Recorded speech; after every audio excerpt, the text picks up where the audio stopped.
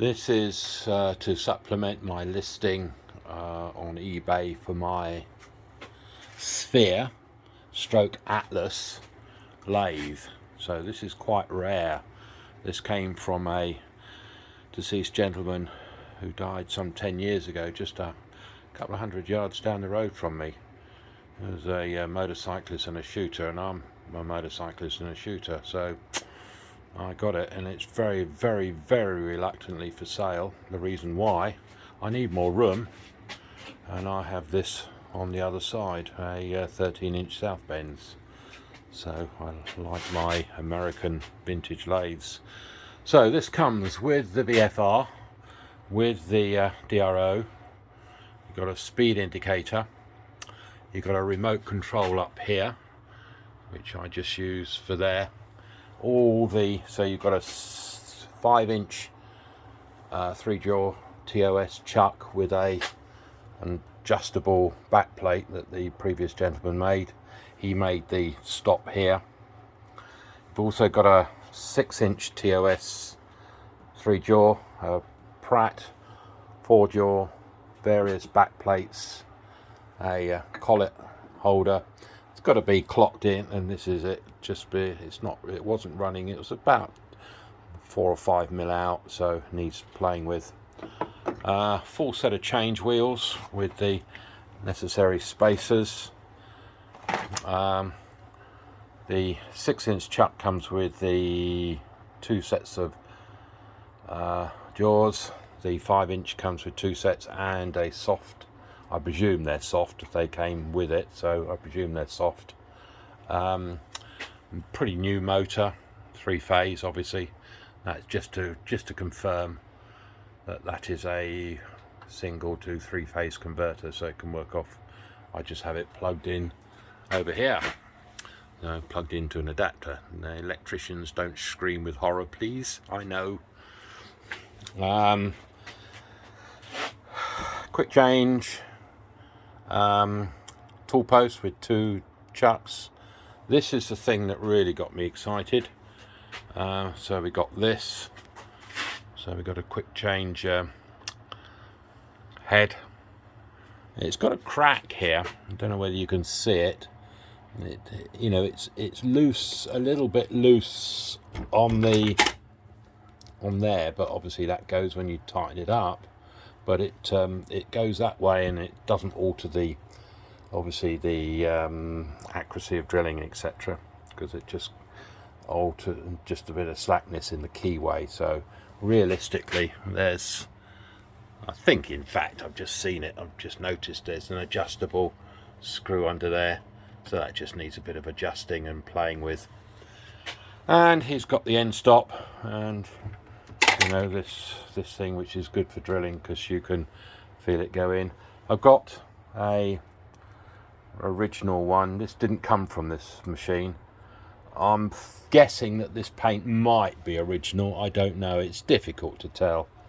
The gentleman, I spoke to his wife when I got the lathe, and she thinks he bought it new in late 50s, 60s. He did some fabulous work on old British bikes. Totally fabulous. Really was stunning. Just one left in his collection, which is just stunning. His workmanship was fab, and this was his only lathe. Really breaking my heart. The reason why I put a £400 start price is if it doesn't sell for, if it goes for less, if it doesn't make 400, I won't be selling it, basically. One of those things. So basically everything on the base plate, there is a steel base plate. I think it's 5 mil or 6 mil steel plate underneath here, because the worktop it's on isn't very secure. Just wanted to make it level. While I was at it, I just machined on the mill a couple of points here, and I was going to put a travelling steady on there, but never got round to it. I'll most likely do that on the South Bends lathe over there. Speed range is pretty good, so it's just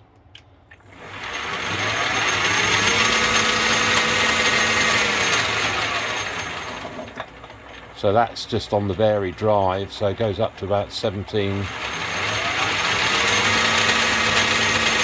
That's 1700, and I've got it over voltage up to 65. 50 is the standard one on that, but they go up to 100, so you could get it up to about 2,500 RPM. It's got Timken bearings in it, so it should take it. Whoops. I just noticed a chuck was coming loose. I hate screw-on chucks. But never mind. I most likely had it running backwards. I always do the switch backwards. I don't know why. And obviously back gears all work. Bucket to change over. I normally need a screwdriver. I cannot understand this design. Interesting. And if you read lathe.co.uk, quite unique. These are engineering plastic. So Sphere decided to make their own mouldings rather than go and buy the things from America. You know, most of the other stuff he presumes is bought by America. The Sphere is different in the fact that the width here of the V's on the cross slide here is 2 and something inches rather than 1 and something inches on the Atlas, so it's got more rigidity here. You know, virtually no backlash, you can see. Basically, I think I replaced the half nuts on this, and I've got a thrust bearing in there. So, you know, and again, that's the back.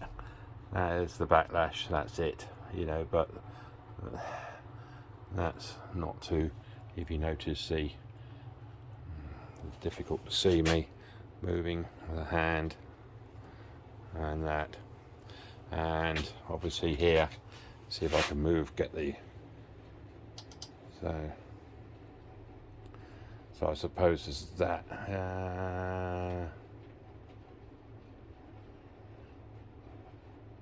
Yeah, so about there to there is backlash. Okay, so it's not too bad. Sorry, my dog's in the background.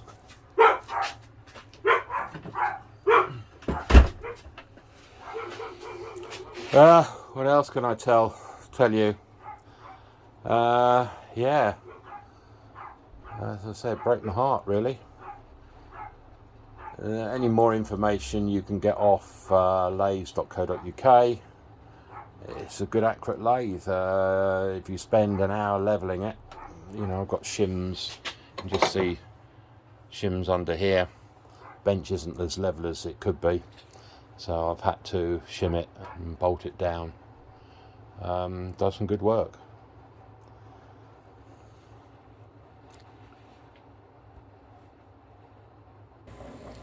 Just put it in back gear on the lowest gear, so you can go down to 11 RPM.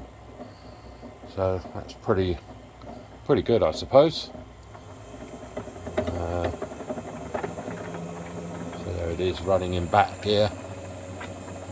All the gears are not chipped. All the drives work.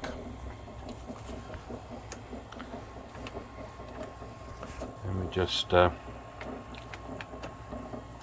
Always a bit of a.